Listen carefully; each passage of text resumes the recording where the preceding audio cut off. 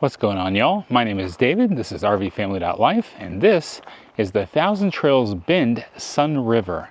This is close to Sunriver, Oregon, and about 20 or so miles to Bend, Oregon.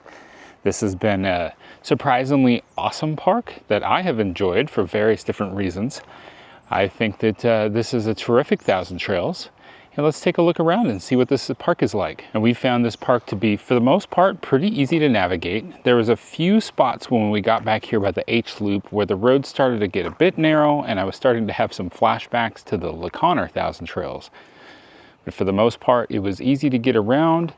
A lot of different loops and turns. You wouldn't necessarily be able to make them all. Well, okay, if I came down this road right here and turned past this dumpster right here, that would have been fine. But I was thinking as I come out of here, well, I can't make that turn, but there's a lot of options like this. There's a lot of different camping loops, a lot of different roads that go through here. Some of them are one way, others are two way. Just make sure you're checking your map on that. I guess as you enter into a road, it will pretty well be marked, telling you whether or not it's a one way, do not enter. There is 2 dump stations, but as of the time of this recording, late August 2024, one of the dump stations closer to the front is actually down. Not sure, they didn't say why it's closed, it's just having something wrong with it. So there is a dump station kind of close here in the very back. As you can see, they've got these small dumpsters, so close to our site, and they have those little dumpsters all over the place. They are pretty convenient by the locations. Most of the sites are pretty good size. I haven't really seen any that I felt were too small. As you can see on Park Sideways, the power on this one was a little bit closer to the front right there, and I couldn't quite, like I had the RV further back and my power cord couldn't reach. So I actually had to pull it forward a little bit just to make sure the power could hook up. If I had had an extension cord or something, I could have parked it further back and got the truck in there a little bit differently. Some of the sites I've seen around here are absolutely huge. In fact, there was one in the G Loop that I thought was amazing. Now, if you go on Thousand Trails website for this park and you look at the map, you'll see that the majority of the park is 30 amp with just some 50 amp up by the front. And I can tell you right now, that is old data. Within the last year, they have upgraded every site here to 50 amp. And everything power related has been upgraded. It's all in great shape. They got these new light posts all over the place, new transformers, different junctions like this. It is in great shape. So when it comes to electricity, this park is top notch. There is some park Wi-Fi here. I haven't had a chance to check that out. We're only here for a few days. Our T-Mobile has been working pretty well back in the H Loop. We were picking up really good speeds for internet for download, but sometimes the upload wasn't too good. But when we got into the H Loop, the upload was sufficient. It worked, and I have not had any problems with work or streaming. We haven't had any disconnects or anything. And AT&T is working well too. So those are 2 options. There's a lot of Starlink put out here. I mean, a lot of these spots, they've got tall trees, but there's a decent amount of openings. But I think that, I don't know about Verizon. I have not tested that one out. Right close by in Sunriver, there is an Ace Hardware that will refill your propane. It's got everything an Ace Hardware has. I love going to Ace. It does look like there's a market of some kind there if you need a grocery store that's pretty close, within 5 miles. But if you can make it up to Bend, within, I think, 19 miles is Walmart. There's Costco, Safeway, and I believe the largest Fred Meyer ever is in Bend. So there's plenty of shopping opportunity within a reasonable distance. So this is the G Loop, and I brought you back here just to show you one specific site. It's easy turnaround right here on the other side. All these sites back here are really good size, but this one right here, oh my goodness. If I had known about this, I probably would have come over here. I haven't checked to see how T-Mobile is over here, but man, this is a deep, big site. This is G14. Look at how deep this is. Oh, and there's a trail back there too that'll take you through to the bathhouse. We'll look at that in just a moment, but first let's take a look at the power. Like I said, brand new as of August 2024. And I think it's funny how they took the old 30 amp panel with the titling on it and moved it over to the water post. It just kind of cracks me up. And not to mention, so this is a really big site, but you can come in here, kind of pull forward past that dumpster and back right in. Man alive, G14. I love it. Usually the picnic tables are in fairly good shape. Various different types of fire pits around here. But this is, August is wildfire season in this part of Oregon. So right now there are no campfires allowed. I'm gonna take this trail and let's go take a look at the bathhouse. So this trail actually comes out into one of the tent camping areas, which is right here by this back bathhouse. And this is pretty close to the spot that we did take in, we got H8. I liked it because it was so close to the bathhouse. The tent campers will park in this area right here and then set up their tents in this various different spots. I believe there are 6 bathhouses. I've checked out at least 2 of them and they all pretty much look the same. Paper towels, they got soap. Hot water works well. Somebody left their socks. So shower curtains. So I don't care for this fact here.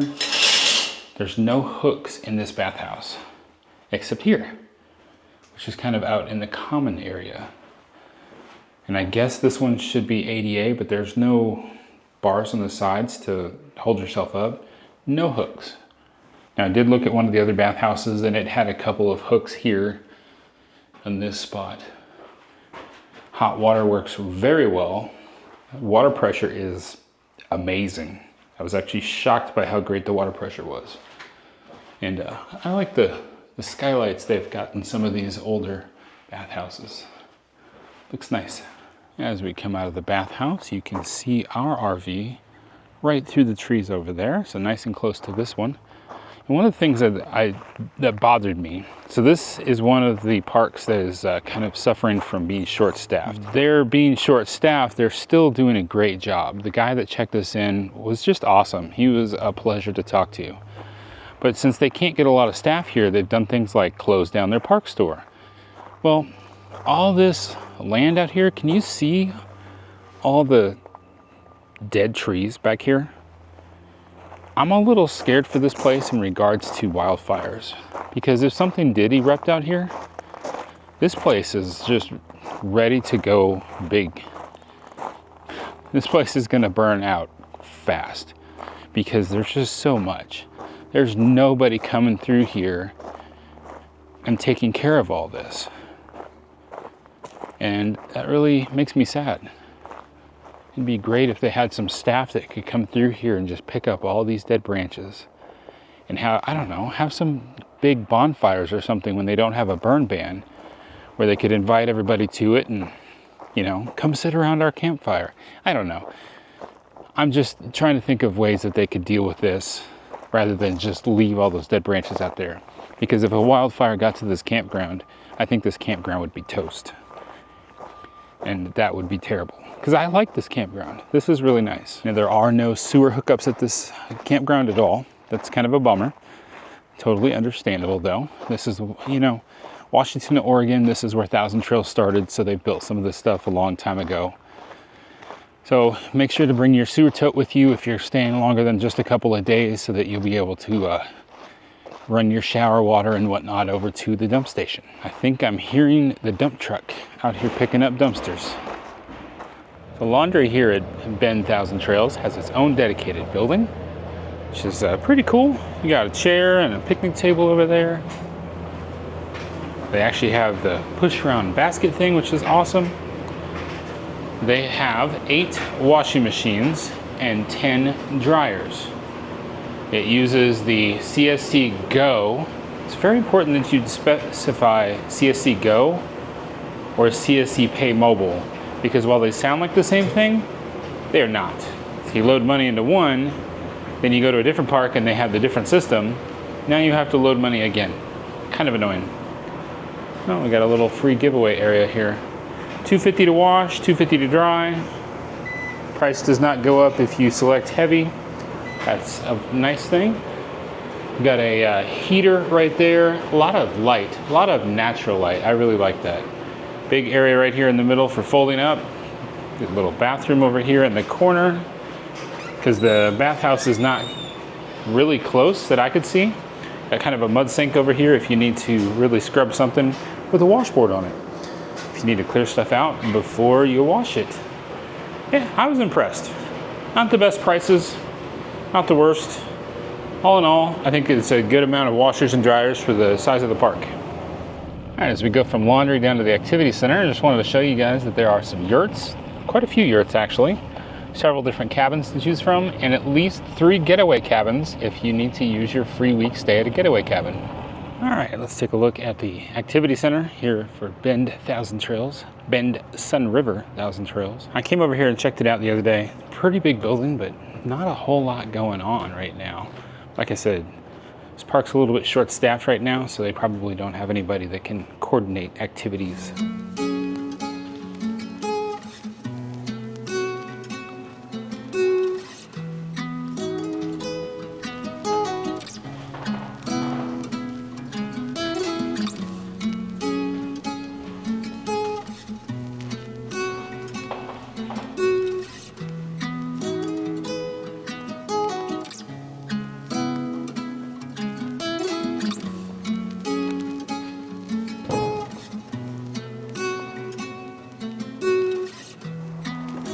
Coming out the back, we've got a group fire pit here. And over this way, we've got a whole lot of pickleball, basketball, little playground. There's some mini golf back here. Let's go take a look. Only being here for 4 days and having a lot of issues maintenance-wise that I needed to deal with and work on. Haven't had a whole lot of time to explore the area as well as all of this park. So I'm just guessing at things, but I think this is the way to the river. I see a lot of people headed this way with tubes. So they come out here and go tubing on this river. Sounds pretty cool. I think that's a big part of why people come to this park. Let's go see what we can find out. These pickleball courts look like they're in really good shape. You got 6 of them there. Some older mini golf. Looks fairly clean, like somebody's cleaned it up. Just needs some fresh paint. And I see a bunch of frisbee golf goals over there. This is kind of looking more like tent camping than water access. I don't know. Somebody took off all their shoes. Oh, there we go. There's some water. So looking at Google Maps, Google Earth View, you can kind of see how this river just kind of winds all through the area, and I think that's a big part of why this Sunriver area is really popular as a vacation spot. And if I haven't mentioned it already, this 1,000 Trails is a high-use park. If you're familiar with the high-use rules, you can only have 2 bookings at a time at high-use parks, and instead of being able to book 3 weeks, you can only book 2 weeks. That's if with the higher-up memberships. I'm not sure how that applies to the camping pass. Probably still only 2 allowed at a time. Make my way back over to the activity center and let's look at the pools. They have 2 swimming pools right next to each other. A good sized basketball. Looks like they actually had started putting pickleball courts out here and then did all of that, made that all nice and new. But they've still got decent basketball courts. They're just not really marked for basketball. But if you want to come out here and shoot some hoops, nothing's stopping you. Playground's not a whole lot. Just some good-sized swings and the little jungle gym there. I'm not complaining though. All that work they did on electric. If we take good care of the electricity stuff here in the future, maybe they'll come back and build us some nice new stuff for playground. Pool hours are 10 to 8. This is the pool with the hot tub. And the water there goes as deep as 6 feet. This one's a little more shallow at 5 feet, slightly bigger pool, and there is a kiddie pool over here. Pretty good looking pool. A little bit older, but 1.5 feet deep for the little kids that want to come over here. Got steps down on both sides. I wonder what the temperature is like. Oh, that's actually quite nice. There's somebody in the hot tub right now, so we won't go shine a camera on them. They do actually have showers in this bathhouse attached to the pool, where they actually built physical doors instead of shower curtains to each shower. That's kind of nice. I didn't notice until just now that there's a dog park over here, so let's go take a look at this dog park. The fence around it looks fairly new, so this might be a recent addition possibly. It's kind of like the maintenance yard over here. There's frisbee golf around this. This looks like the trail for the frisbee golf. And they've added 2 dog parks. Yeah, this looks like it's in really good condition, so this must be fairly new. Got a smaller one on this side with a bench in there, and then a bigger one over here. It's pretty nice. Love the fact that it's still got some grass in there. I don't know if that's a dog that was digging under that bench there. There's a lot of little groundhog, no, prairie dog, ground squirrel, whatever, digging a lot of holes in this area, so it's hard to say who dug the holes under that bench right there. We got poopy bags for you and trash receptacle right here. All right, there's a few other outdoor activities on the other side of the activity center, so let's take a look at those. And this is right behind the swimming pool. This kind of looks like it was a group picnic pavilion. Now it's just become like an old abandoned shed for old golf carts. All of this area right here is parking for the pool and activity center. So plenty of spots to pull up. Up this way is the front gate where you come in, and right as you come in there's a whole bunch of horseshoes. I think 8 maybe, or 7. Let's see, 1, 2, 3, 4, 5, 6, 7. 7 horseshoes. So somebody here at some point really liked horseshoes, and I suspect they still do, because scorekeeping and everything looks like it's in good shape, well painted. A bunch of seats over here to watch the tournaments. Somebody out here likes horseshoes. A little pavilion that there's like a counter back there that's all locked up. I don't know, maybe they could sell snacks out of here or something. And look at this. Golden Horseshoe winners, 1996, 1992 Thousand Trails Horseshoe Champions Memorial Day. Golden Horseshoe winners, 1985. Yeah, horseshoes has been a really big deal here at this park. And then as recent as 2020, July 4th, 2020. But nothing since then. Interesting. I see propane here like they sell it, but I've gotten so used to running to Tractor Supply or Ace Hardware. I just ran to Ace Hardware to take care of it. A lot of times, Thousand Trails will have it, and they'll have like crazy limited hours, or they've lost their license to distribute it. I don't know. I didn't even think about it. I mean, it looks like it's in fairly good shape, so they might be able to refill. It's the ranger station right there where you check in. It's pretty straightforward.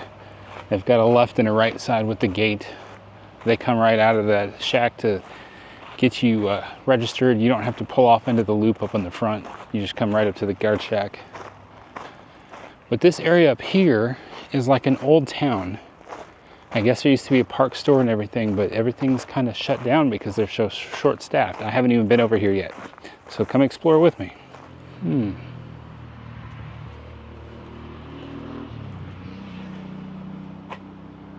Restroom, huh? Town Marshal, Broken Pine Schoolhouse. This is interesting. I've never seen anything like this at a Thousand Trails before. Essentially in there looks like a library and a little activity room for the kids. But I guess since they're short-staffed, they're just locking it up. Outhouse. It's cute how they designed all this. Yeah, I thought maybe I wasn't supposed to look in here. This is interesting.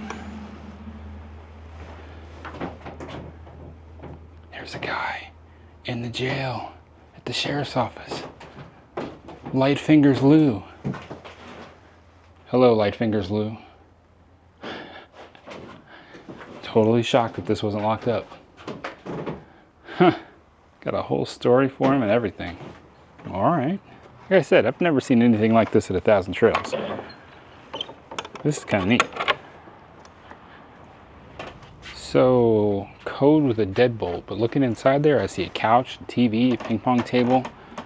Looks like more activity stuff, but that's all locked up. Interesting that that's locked up. But Light-Handed Lou is available to go in and check out. So I believe this building over here is kind of like the main office where you'll find your Thousand Trails sales team that are ready to sell you a membership. They got lights all in the trees. I wonder if these lights come on after dark.